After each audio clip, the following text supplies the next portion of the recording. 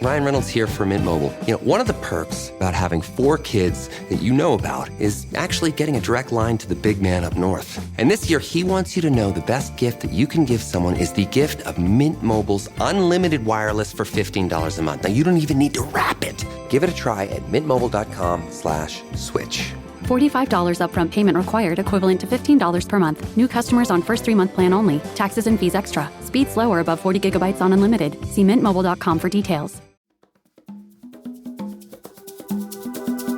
Today on CityCast Denver, one of the Mile High's biggest scandals of the year revolved around the Denver Foodie, a local influencer who found himself in hot water with restaurants who accused him of ripping them off. But that was just the beginning.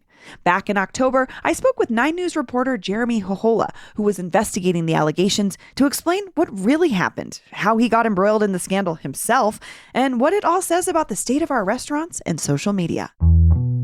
Today is Monday, December 30th. I'm Bree Davies, and here's what Denver's talking about.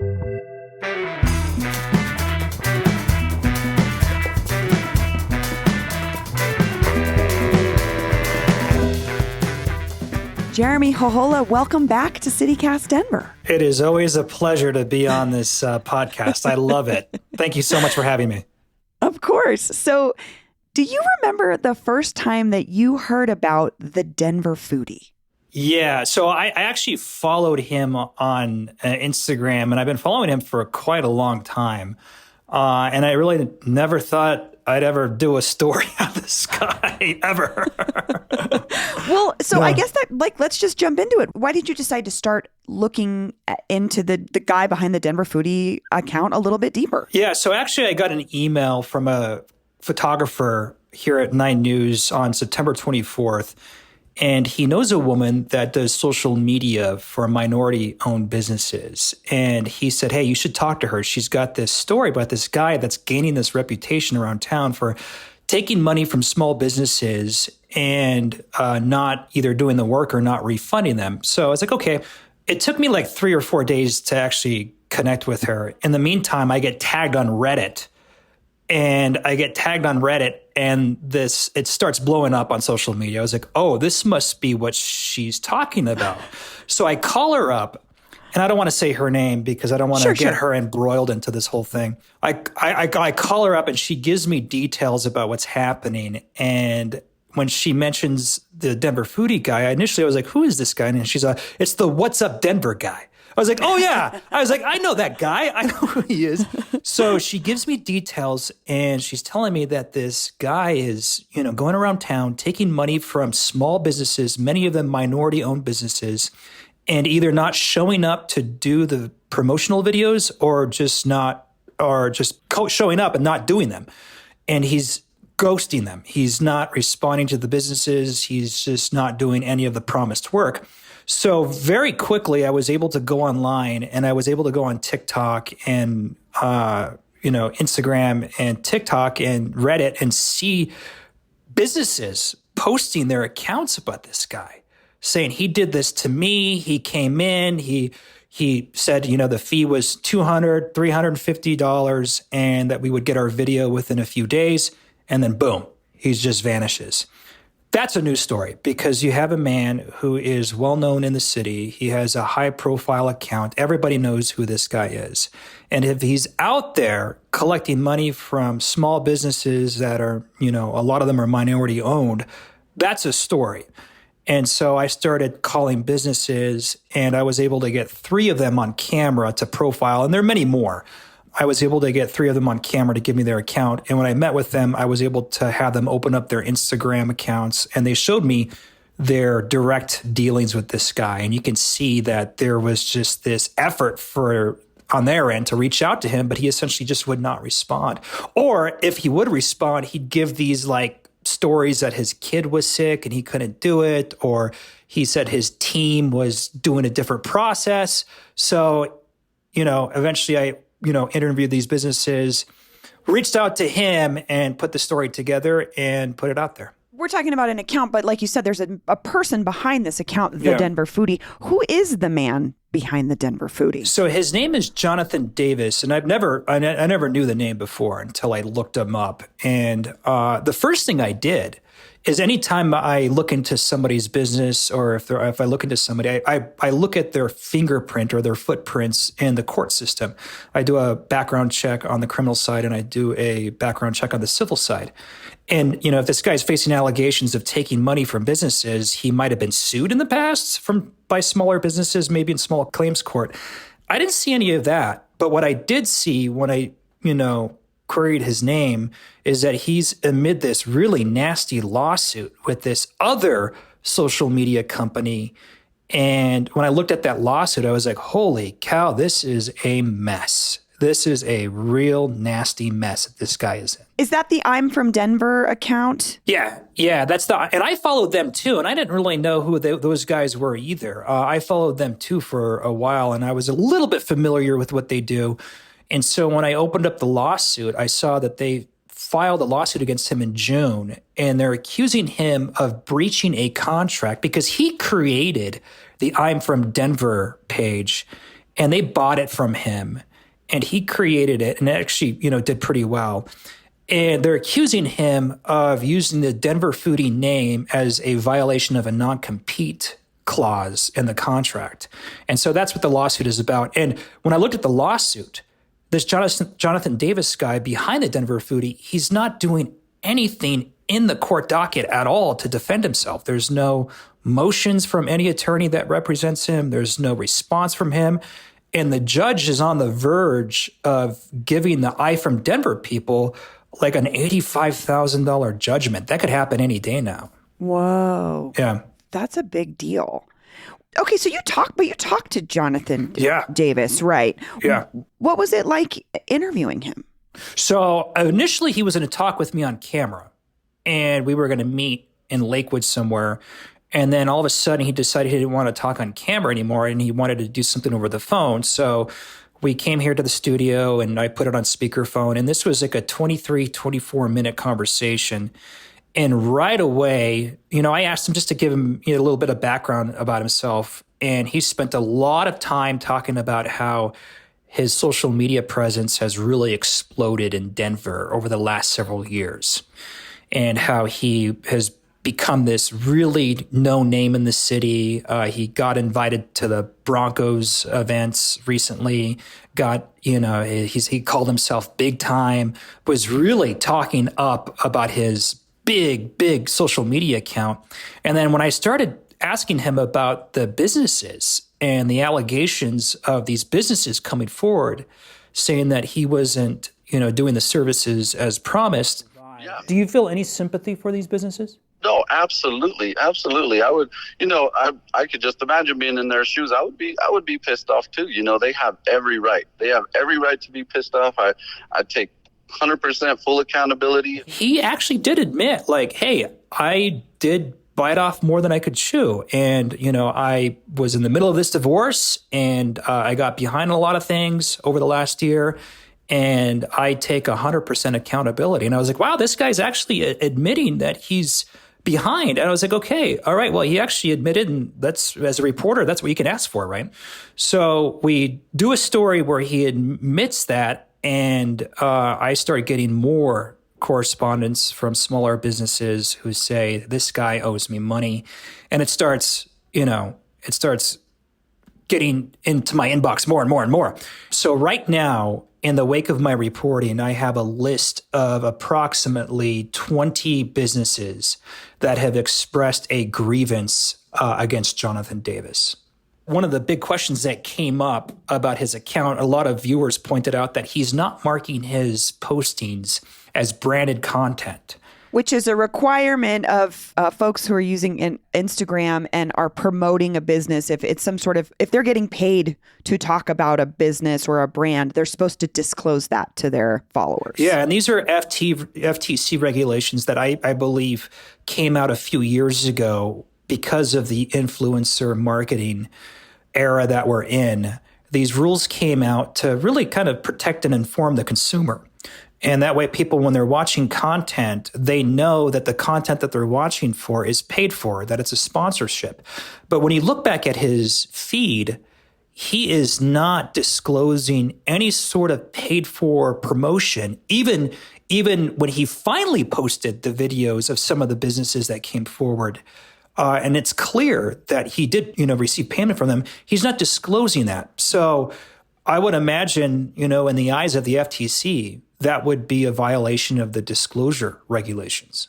Sure. So something that you said that's interesting is in your interview with him, he talked about not delivering some of the things, like owning up to some of these issues, right? Yeah, absolutely. He actually admitted that he got behind and that he fell short. And then he did say, and this is a bite I put on the news, he did say that now that this is becoming an issue, I will go back to my DMs and contact everybody, which tells me that he may not be very organized with his business dealings. And if he has to go back now that it's exploding online, that tells me he may not be very organized, which he seems to imply in his admissions. Wow. And I do want to be clear, there's no requirement for influencers to be altruistic, right? It's just the matter of the fact is he did not mark his content as sponsored, and folks that maybe followed him felt like they were being served something less authentic, or I don't know. This is kind of where the influencer world can get really murky, right? Yeah. And I listened to your podcast with the other, influencers. Yeah, with the other influencers. Yeah. And that was really great. And I found that whole world fascinating when you talk to them, because they gave a really inside view on how things kind of are still evolving in that whole marketing world. It's wild.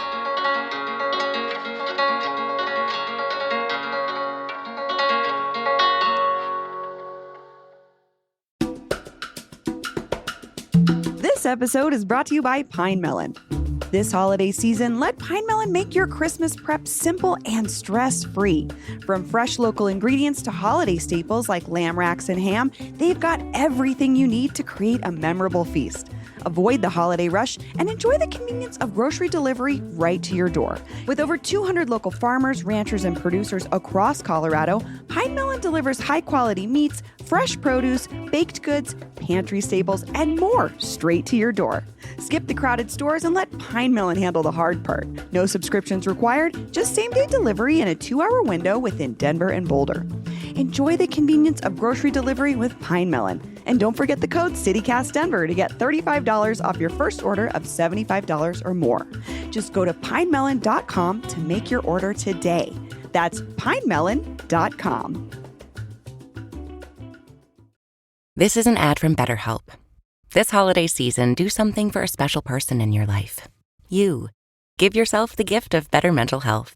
BetterHelp Online Therapy connects you with a qualified therapist via phone, video, or live chat. It's convenient and affordable and can be done from the comfort of your own home. Having someone to talk to is truly a gift, especially during the holidays. Visit BetterHelp.com to learn more and save 10% off your first month. That's BetterHelp, HELP.com. So let's get to his response, because he responded to your reporting in a video that he posted on his Denver Foodie account, and he claims that you ignored information he gave you about this lawsuit he's in that you mentioned with the I'm From Denver guys, and that you only started looking into him after his former business partners hired a PR agency to run a smear campaign. So I want to play a clip for you from that video, and then and I'd love for you to respond to what he says. Sure, absolutely. And you could see the text thread here. I'm kind of explaining everything to him. I try to tell him about my email being hacked and my website being taken over. He did not care. He did not listen. And then I seen the news report come out. He completely ignored all of the facts, all of the receipts that I showed him. And I was really upset. I texted him and called him a piece of shit. I asked him why he withheld the truth and didn't show none of the proof that I gave him. And you know what he told me? I'm not here to be your PR agency. He had one agenda and one agenda only, and that was to paint me out to be a fraud. He was not interested in the truth. Jeremy, what do you think about that? He's saying that you had an intent to harm his business by doing the reporting that you were doing. My intent was to advocate for the small businesses that feel that they've been scammed by this guy. And I told him that over text messaging. And I did tell him, I'm not your PR agency. I'm not here to allow you to try to explain yourself into this hole where this story is about small minority businesses that that you owe money to. They're the victims. You're not the victim. They're the victims. And I'm here to report on their behalf and put it out there. What he's doing is he's taking in that video that he made, he's taking points from a linear timeline of events, and he's creating this constellation of a conspiracy, if you will. And he's putting himself in the middle of that conspiracy as a victim. Meanwhile, while he's doing this, people are posting in the comments under those very videos that he's posting, they're businesses that are coming forward saying, hey, you still owe me money. Stop lying. In fact, 2 businesses came forward under that very video that he posted saying, hey, you owe me money. And that was a burger shop in Estes Park. And the second business that came forward was a vape shop here in Denver. And so, like, in the comments section of his own videos, it's quite apparent there's evidence there that these businesses are not happy with this guy. So after he made that claim, I did get a flurry of angry messages from his followers accusing me of being in cahoots with the I'm from Denver people, which is not the case at all. I had no idea who they were until I found the lawsuit, recently. So, well, do you worry at all that you may have left out some of that important context about this lawsuit he's facing? No, I put it in our web article. See, the thing is, I'm very limited on what I can do on broadcast. And then if you look in the web article that I wrote, it's, we gave him space, and I actually put more quotes from him where he did say that he felt that he was deceived by a contract that he signed with the I'm from Denver people. And so there's some quotes in there on that. But I think, from the time I'm given on air and in our online reporting, I think I was more than fair to him. I gave him his piece. He went on air, admitted that he's falling behind on business, and we just put it out there. So I like to let my reporting speak for itself. Yeah, and I just have to say the comments part is really interesting to me because I've watched comments I've left asking questions, just like separate of this situation with the Denver Foodie. I've asked questions and they've been deleted. I don't know. Sometimes there just feels like there's a lot of information out there that's like, yeah, I'm having a hard time. Yeah, and it's the lawsuit. I mean, when you read through the lawsuit, it's very dense. You could do a whole hour documentary just on this whole drama, right? And I've got 3 minutes on air, and I've got a few hundred words I can put in an article. And I think based on my reporting, I feel very confident we did our jobs to the best that we could with what we did by giving a voice to the businesses and also letting Jonathan Davis have his say on air. So I think this world of influencing, like we were talking about, is really interesting. And like you said, it's evolving. And I think the 2 influencers we talked to also shared that it's kind of the Wild West at this point. There's not necessarily, it's not, the rules and regulations around it are not keeping up with the actual business of influencing. But, some of these allegations from these restaurants are over like $250. It's not a huge amount. It's not a big amount of money per video. And he's really not posting that many videos. So I don't know. What is your sense of the big money here? What's the money side of this? I think it's more than money. I think it's the principle of the matter. Okay. I think people expect other people to be honest, especially when someone has such a prominent following. They expect them to, use that power and that influence responsibly and to be honest. And I think there's more than money here. This is more about principle, being fair, being ethical, being transparent, and owning up to your mistakes when mistakes happen. And the way he's responding is really interesting, in the wake of all of this. So I think that's the story here. Yeah, $200, $300 may not sound like much, but when you talk to these small businesses, they are struggling out there. And they are just trying to survive. And this is the new way for them to get eyeballs on their business, right? They can't afford a legacy media advertising campaign. They don't have the money for that. And this is the way for them. This is like the new way, right? I mean, back in the day, businesses used to put out flyers, and put out flyers in the mail or post flyers on telephone poles. This is the digital way of doing that. And they want it to be a fair process. But, when you have somebody out there that does, appear to be taking money and not doing services, that's a news story. And that's a fair point too, that like legacy media, like you're saying, like, 9 News or CityCast Denver, you can't get an advertisement on either of our platforms for $200. So No. I can see where it's an affordable option both for the business and for these smaller influencers who are also essentially running their own businesses. Yes. So one of the restaurateurs you interviewed talked about giving this gentleman, the Denver Foodie, $200 and never getting anything in return. And you quoted them saying, how do you do that to somebody when you have so many followers? They trust you. So, I mean, that's kind of the question is like, how does this happen? Did he just like not deliver? I don't, I want to be careful about, projecting my opinions on him. I think I just let what I reported speak for itself. You have a man who has a large following, who is actively engaging with small businesses, actively taking money from them, and either not showing up to do the work or showing up and not doing as promised. And that's clearly what's happening here. And again, I have a list of about 20 businesses that have expressed a grievance against him.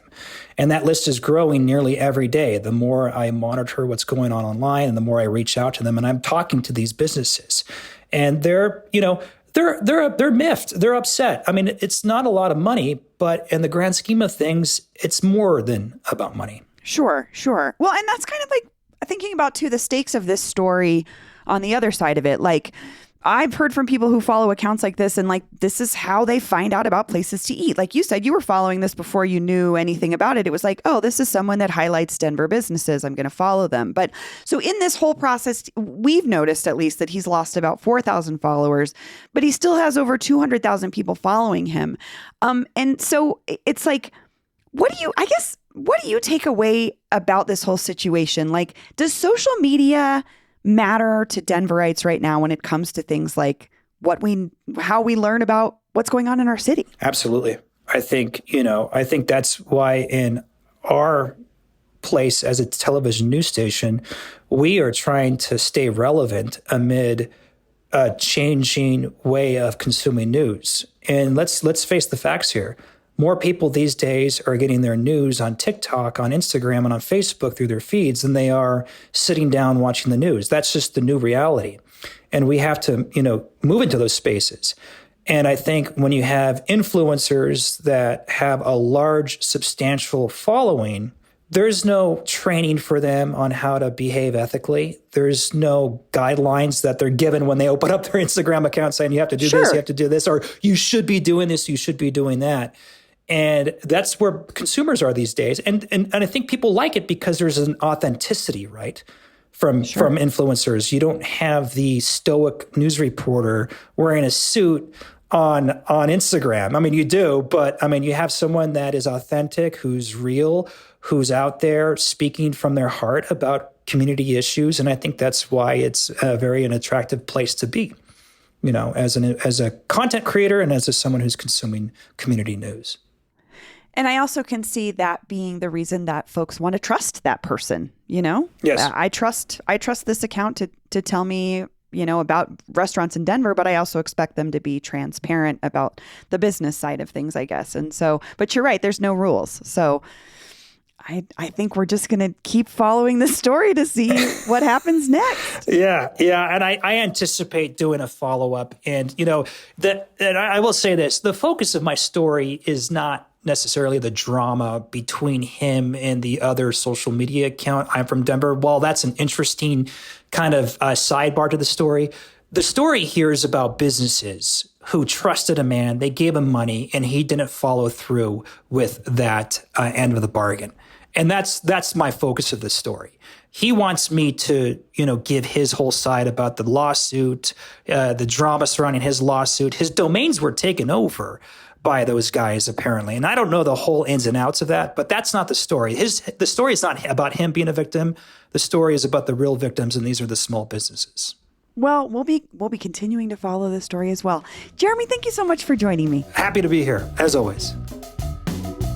We're going to put links to Jeremy's report and the Denver Foodie's response in the show notes. And just so you know, we reached out to the Denver Foodie himself several times for an interview back when we originally released this episode, but he did not accept our invitation.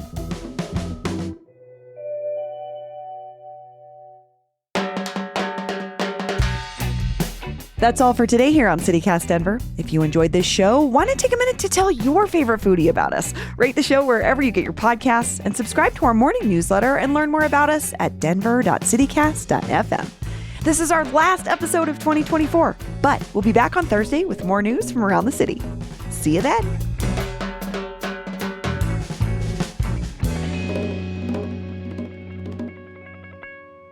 A local food... Damn it. Darn it. Dang it. Dong it. Doing it. I know.